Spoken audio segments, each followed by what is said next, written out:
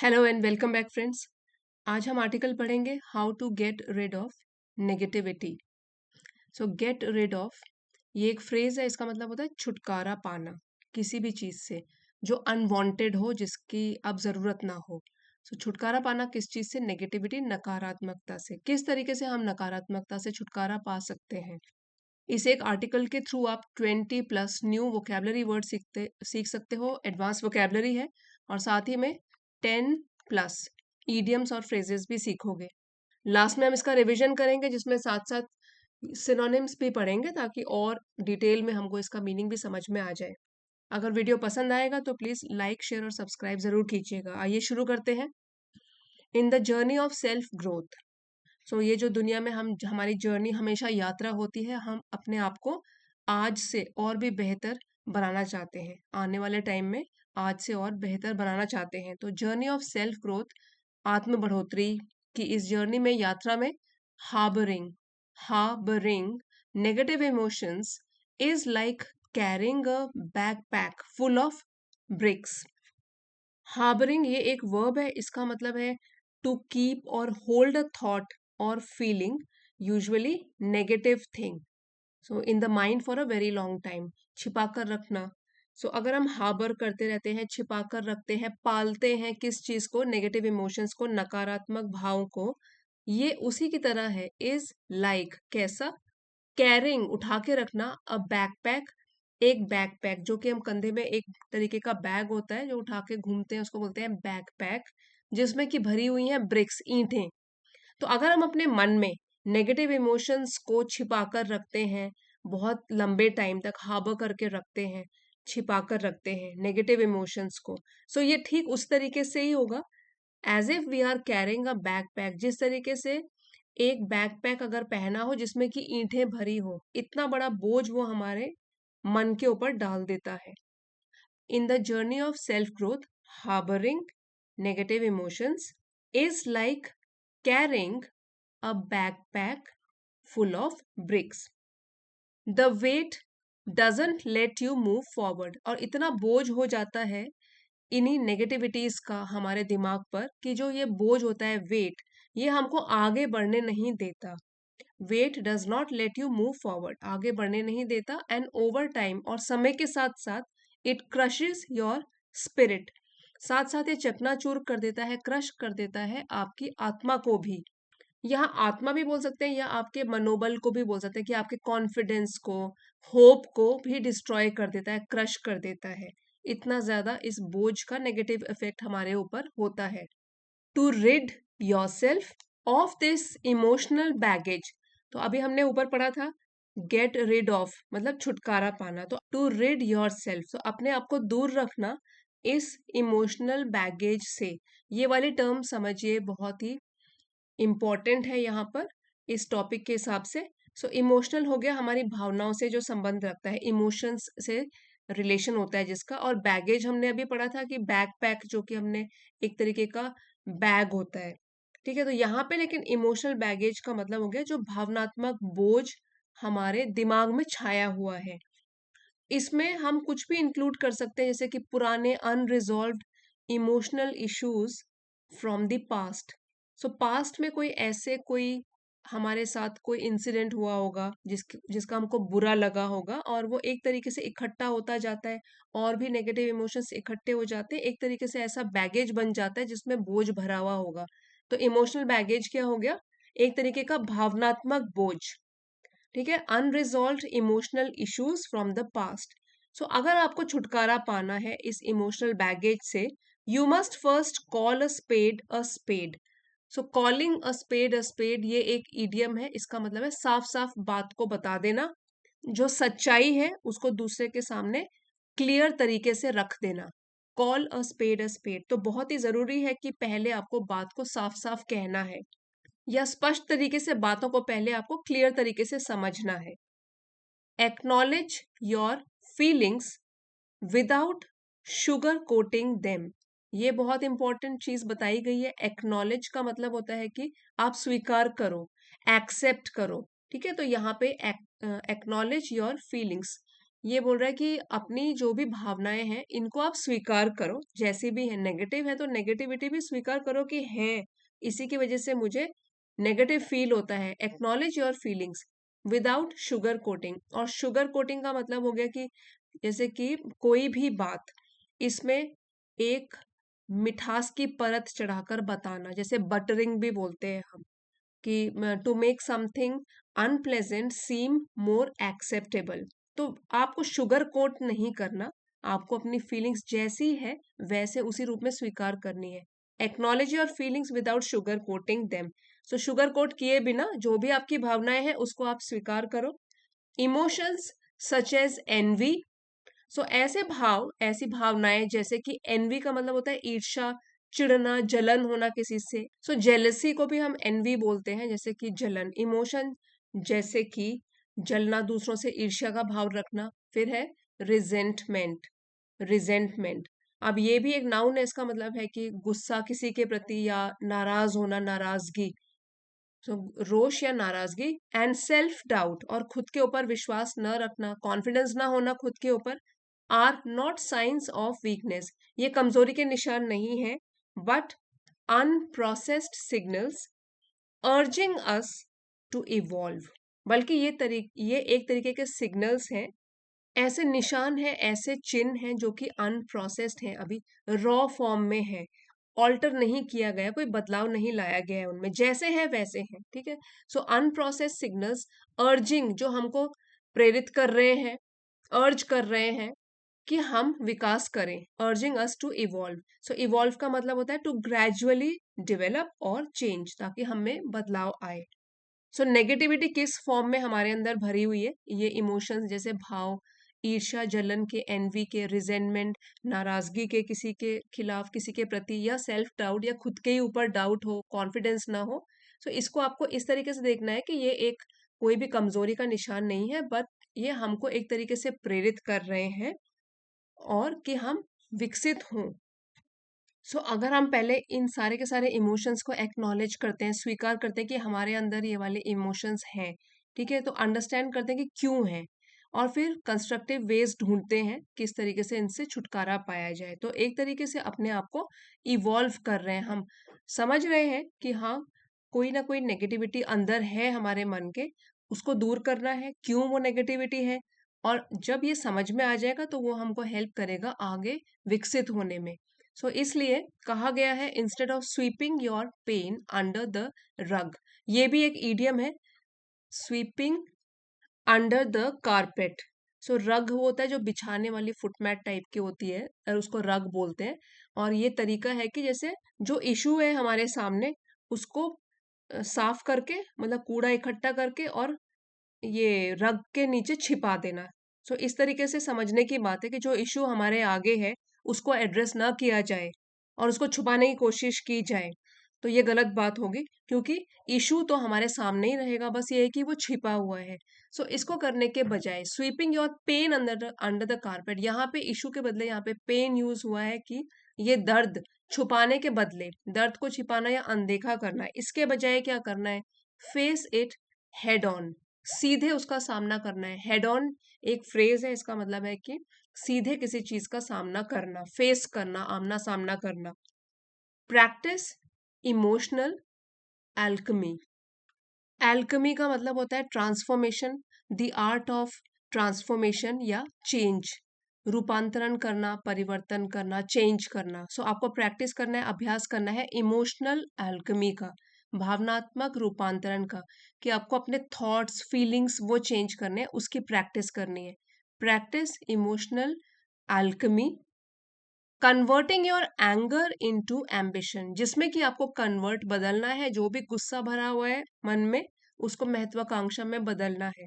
And your fear into focus, जो भी डर है मन के भीतर हमारे अंदर, उसको भी फोकस, लक्ष्य पर केंद्रित करके रखना है। तो ये थोड़े बदलाव लेकर आने हैं, उससे ही नेगेटिविटी दूर होगी। सो यहाँ पे क्या बताया गया है? प्रैक्टिस इमोशनल एल्कमी, बदलाव लाइए भावनात्मक तरीके से, और कन्वर्ट कीजिए, चेंज कीजिए अपना जो एंगर है उसको एम्बिशन में, महत्वाकांक्षा में, और जो भी डर है उसको भी लक्ष्य की तरफ फोकस करके उसमें चेंज करना है। Take the bull by the horns. So ये एक इडियम है, taking the bull by the horns. समस्या जो भी है, जो भी डिफिकल्टी परेशानी है, उसका पूरी बहादुरी से सामना करना। To deal bravely with the difficult situation.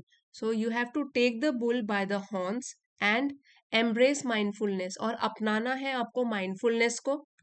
इसको बोलते हैं, ये नाउन है और इसका मीनिंग हुआ सजगता या आत्म जागरूकता। आप बोल सकते हो mental state achieved by focusing on the present moment में रहना। सो एम्ब्रेस कीजिए माइंडफुलनेस, क्योंकि जो भी हमारे अंदर एंगर और ये एनवी भरा हुआ है, वो तो पास्ट की किसी चीज से भरा हुआ है। तो हमको वो सब हटाना है, अपने आप को फ्री करना है बोझ से। इसलिए हमको प्रैक्टिस करनी है माइंडफुलनेस, प्रेजेंट मोमेंट में रहना है। जर्नलिंग, अपने जो थॉट्स हैं, विचार हैं, वो रोज लिखने हैं। इसको बोलते हैं आत्मलेखन। एक तरीके की एक्टिविटी जिसमें आप अपने मन के विचारों को रोज डायरी में लिखते हो, उसको बोलते हैं जर्नलिंग। एक तो माइंडफुलनेस की प्रैक्टिस करनी है, देन जर्नलिंग और इवन काउंसलिंग। और अगर जरूरत पड़े तो परामर्श भी लेना है, सलाह भी लेना है, प्रोफेशनल गाइडेंस लेनी है, काउंसलिंग लेनी है उस इशू को रिजॉल्व करने के लिए। ठीक है, जो भी पर्सनल इश्यूज हैं उनको रिजॉल्व करने के लिए। So we have to call the spade a spade. जो चीज हमको इतने टाइम से परेशान कर रही है, उसका आमना सामना तो करना ही है, साफ साफ बात को समझना है। And then embrace mindfulness, journaling और इवन काउंसलिंग। इन तीनों चीजों की सहायता से आगे बढ़ना है। Whatever helps you clear the cobwebs from your mind and heart। ये बहुत अच्छी फ्रेज है, क्लियरिंग द कॉबवेब्स। अब कॉबवेब्स तो मकड़ी के जालों को बोलते हैं। ठीक है, कॉबवेब हो गया मकड़ी के जाल। लेकिन यहाँ पे किस तरीके से फिगरेटिवली यहाँ पे यूज किया गया है, जो आपके माइंड, दिमाग में और दिल में कॉबवेब्स बने हुए हैं, या जो भी उलझने हैं, उनको आपको क्लियर करना है, रिफ्रेश करना है अपने माइंड को। So you have to refresh और clear your mind. So whatever helps you, जो भी चीज आपको मदद करे कि आप अपने माइंड और हार्ट को रिफ्रेश कर सको, उसकी दिमाग की उलझने को दूर कर सको, उस चीज की आपको हेल्प लेनी है नेगेटिविटी दूर करने के लिए। रिमेंबर, याद रखिए, नेगेटिविटी थ्राइव्स इन आइडल माइंड्स। नेगेटिविटी, जो भी नकारात्मकता है, वो फलती फूलती है, थ्राइव करती है। आइडल मीन्स खाली, जिसको कोई कामकाज नहीं है, उस स्टेट को बोलते हैं आइडलनेस। ज्यादातर जब दिमाग खाली होता है, तब वो सोचने लग जाता है, और नेगेटिविटी, जो पुरानी बातें हैं, वो भी याद आने लग जाती हैं। तो आपको याद रखना है, जो भी नेगेटिविटी है, वो एक खाली दिमाग में फलती फूलती है। So get into the driver's seat. So ये भी एक इडियम है, getting into the driver's seat of your life. मतलब अपनी जीवन की बागडोर को अपने हाथ में रखो, अपने लाइफ का जो भी कंट्रोल है वो अपने हाथ में रखो। To take control of a situation, getting into driver's seat. जैसे कि अगर कार में ड्राइवर की सीट में बैठ जाओगे, दैट मीन्स आपका पूरा कंट्रोल है कार के ऊपर। तो उसी तरीके से अपनी लाइफ का कंट्रोल भी अपने हाथ में रखो। Surround your self with people who fan your flame, not extinguish your spark. आपको उन लोगों से घिर के रहना है, उन लोगों के आसपास रहना है, पीपल, लोगों के, जो कि यहाँ पे फैन योर फ्लेम, ये एक ईडियम है। फ्लेम का मतलब होता है आपका पैशन, उसको बढ़ावा दे। जैसे कि हम फैन ऐसे फैन करते हैं कोई भी फ्लेम के ऊपर, जो कोई भी आग है उसके ऊपर, तो वो आग और भी बढ़ती है। ठीक है, तो आपको उन लोगों से सराउंड, घिर के रहना है, जो कि बढ़ावा देंगे। ठीक है, आपके जो भी उत्साह है, फ्लेम है, पैशन है, उसको बढ़ावा देंगे। Not extinguish your spark. Spark होता है चिंगारी, एक्सटिंग्विश मतलब खत्म कर देना, बुझा देना। उन लोगों के साथ नहीं रहना है जो कि आपकी चिंगारी को बिल्कुल ही फिनिश कर दें, बुझा ही दें, आपके उत्साह को बिल्कुल ही बुझा दें। सो एक्सटिंग्विश योर स्पार्क, ये भी एक इडियम है। इसका मतलब होता है जैसे कि डिस्करेज करना, डीमोटिवेट करना। तो ऐसे लोगों के साथ नहीं रहना है, आपको ध्यान से अपने फ्रेंड सर्कल को चुनना है जिन लोगों के साथ आप रहते हो। So somebody who will fan your flame, जो आपके उत्साह को बढ़ावा देंगे। नॉट एक्सटिंग्विश योर स्पार्क, बल्कि वो लोग नहीं जो आपके उत्साह को बुझाने की कोशिश करेंगे। कल्टिवेट ग्रैटिट्यूड, और आपको, ग्रैटिट्यूड होता है थैंकफुलनेस, कृतज्ञता, इसको बढ़ावा देना है, इसको अपनाना है। For it is the antidote to despair, despair, क्योंकि यही एक एंटीडोट है, और एंटीडोट का मतलब होता है कि पॉइजन को खत्म करने वाली दवाई या समाधान किसी चीज का। सो क्योर या रेमेडी को भी बोल सकते हैं एंटीडोट, क्योंकि ग्रैटिट्यूड ही होता है एक तरीके का विष हरने वाली दवाई या समाधान टू डेस्पेयर। डेस्पेयर है निराशा, निराशा से बाहर निकलना है, उसके लिए आपको ग्रैटिट्यूड को अपनाना पड़ेगा।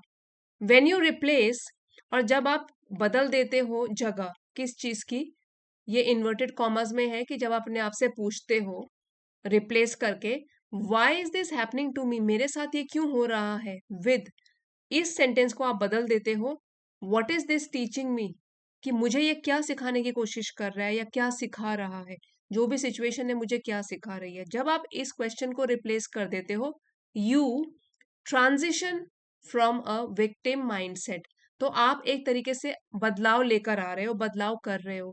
यहाँ पे ट्रांजिशन है वर्ब फॉर्म में यूज किया गया है, क्योंकि एक काम हो रहा है इसमें कि आप ट्रांजिशन कर रहे हो, बदलाव कर रहे हो from a victim mindset. Victim का मतलब होता है पीड़ित। सो ये जो फ्रेज है विक्टिम माइंडसेट, इसका मतलब ये हुआ कि कोई जो लगातार ऐसे ही सोचता रहता है कि मेरे साथ ही सब कुछ खराब हुआ है, बस मैं ही हूँ इस दुनिया में जो दुखी हूँ, इसको बोलते हैं विक्टिम माइंडसेट, जो हमेशा ही एक पीड़ित की मानसिकता रखता है।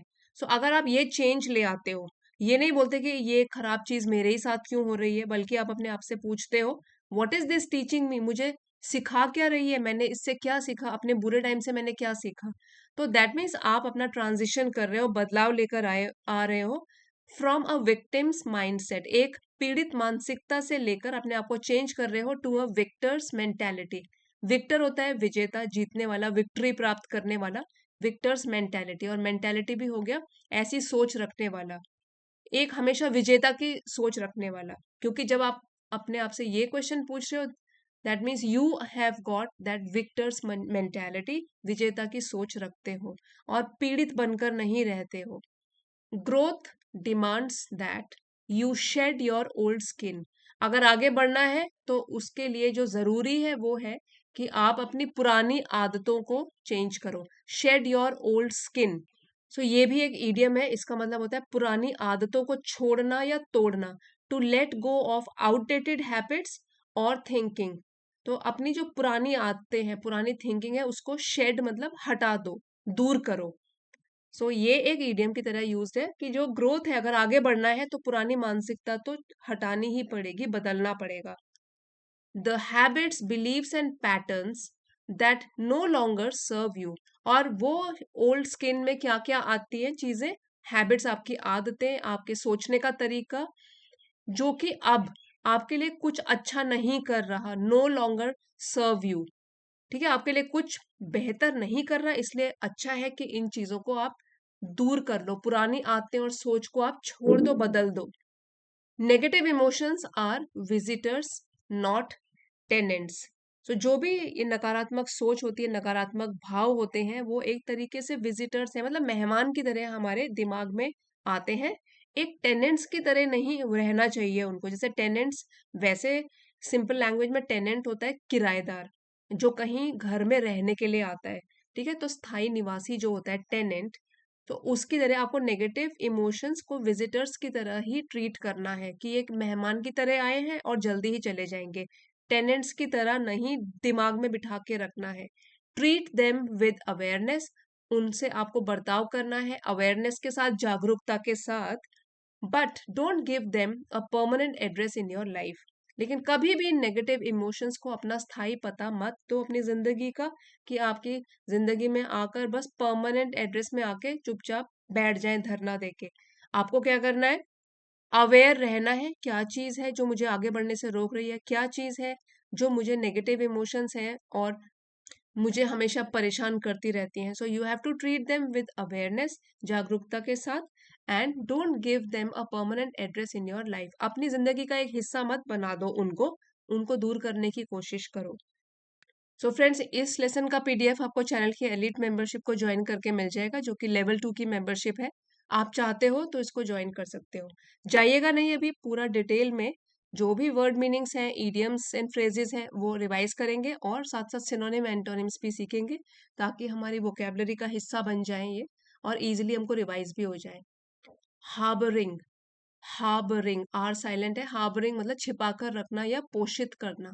टू कीप और होल्ड अ थॉट और फीलिंग, यूजुअली नेगेटिव, ज्यादातर ये नेगेटिव होता है, in the mind for a long time, harbour करके रखना, बिठा के रखना, अपने दिमाग में छिपा कर रखना। सिनोनिम्स हो गए नर्चरिंग एंड होल्डिंग। अब है क्रश, मनोबल को कुचल देना। क्रश योर स्पिरिट, ये हमारे लेसन में आया था, क्रश योर स्पिरिट। क्रश तो है कुचलना, स्पिरिट यहाँ पर हो गया अपना माइंडसेट, मनोबल, डिस्ट्रॉय द कॉन्फिडेंस और होप। सिनोनिम्स इसके हैं डीमोरलाइज या डिस्करेज करना। बैगेज, खासतौर पर इमोशनल बैगेज, भावनात्मक बोझ। सो सिनोनिम्स हो गए बर्डन या लोड। एक्नॉलेज, स्वीकार करना, एक्सेप्ट करना।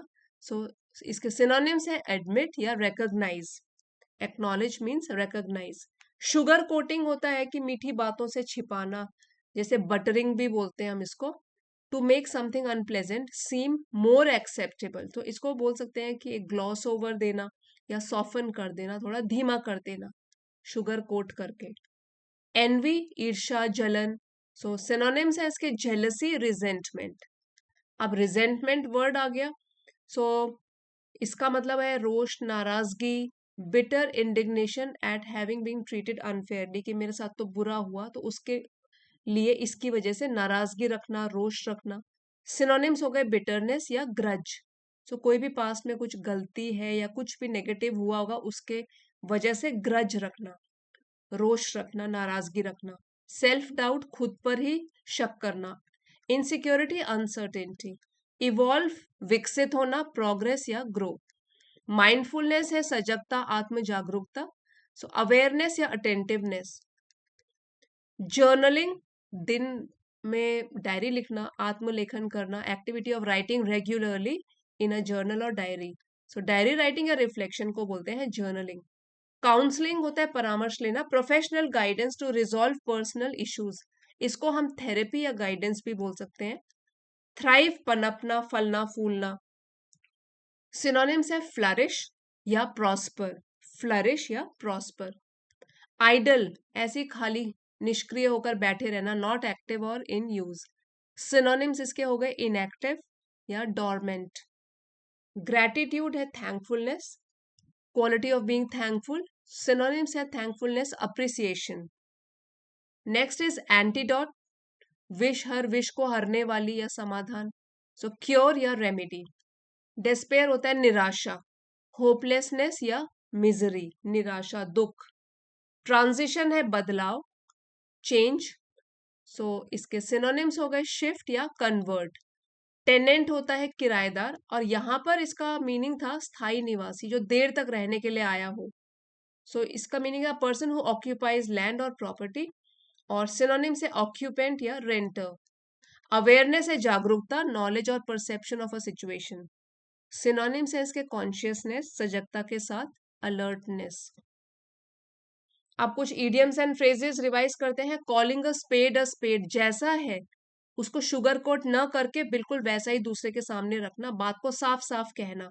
Speak frankly, directly, bluntly, honestly.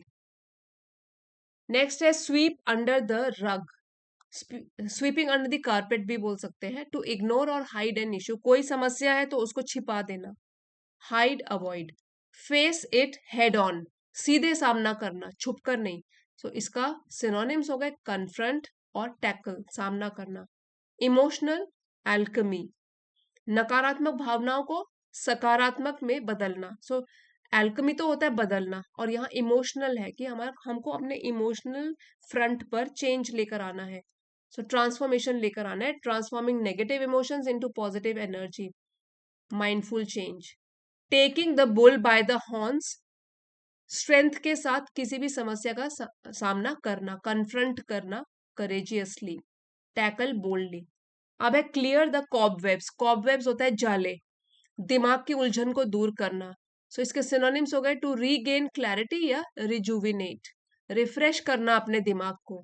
Gate into the driver's seat, अपनी हाथों में कंट्रोल को ले लेना, to take the control of a situation. Take charge, be in control. अब है फैन योर फ्लेम, फ्लेम होता है हमारा जो भी पैशन है, उत्साह को बढ़ाना, सो इंस्पायर या मोटिवेट।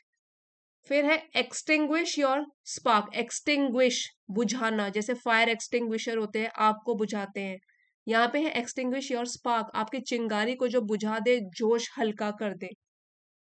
इसके सिनोनिम्स है डीमोरलाइज या suppress, shed your old skin, पुरानी आदतों को छोड़ना, ये एक इडियम है। To let go of outdated habits और थिंकिंग, इसलिए अपने आप को ट्रांसफॉर्म करना या रिन्यू कर देना, that means you have shed, आपने दूर कर दी अपनी ओल्ड स्किन, ओल्ड हैबिट, पुरानी आदतें, आप ट्रांसफॉर्म हो चुके हो।